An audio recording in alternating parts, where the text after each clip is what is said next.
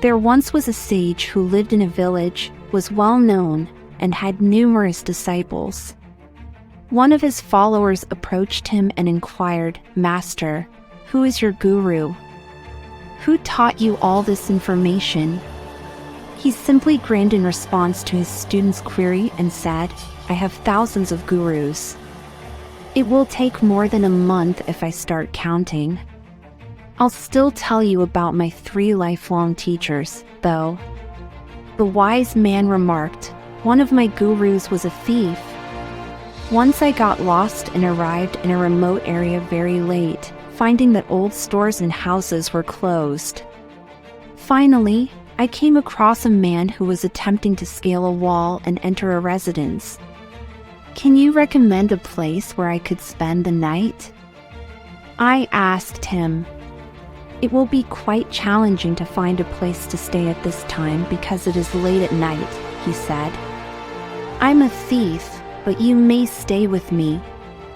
You are welcome to stay there if you decide to visit me." I spent a month staying with him because he was a kind man. He would always inform me before leaving each night, "I'm going to work. Take a nap and make your prayers."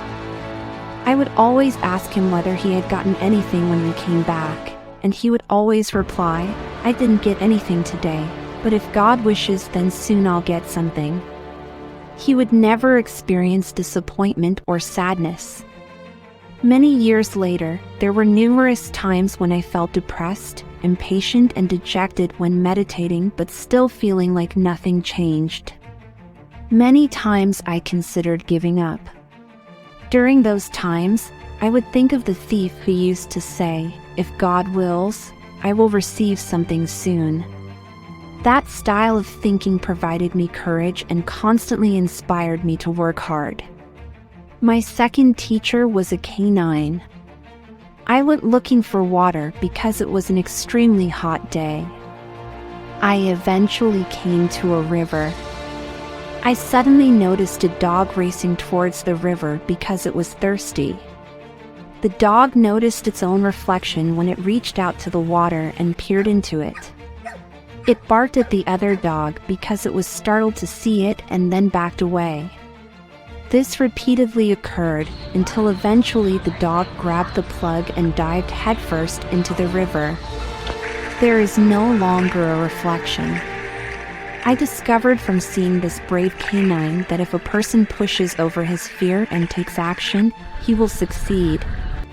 Anyone who faces their anxieties and overcomes them will succeed in life. My third teacher was a young child. I once traveled by a village. On the way, I noticed a young child carrying a lit candle and headed in the direction of the church. "Did you light up this candle?" I questioned him in jest. He acknowledged that he had. Then I continued, "There was a time when the candle was put out, and then another time when the candle was burning. Can you demonstrate the light's origin for me?" "Did you witness the light disappearing?" the child asked while laughing and extinguishing the candle. "Why did it leave?" "You inform me." My ego was crushed at that time, and I learned something. I became aware of my own foolishness and began to actually learn. What does being a disciple mean? We are learning. Being a disciple entails being receptive to all existence. Always be prepared to learn from various perspectives. We have the opportunity to learn something new at every point in life. We will have numerous chances in our life to interact with teachers in one way or another.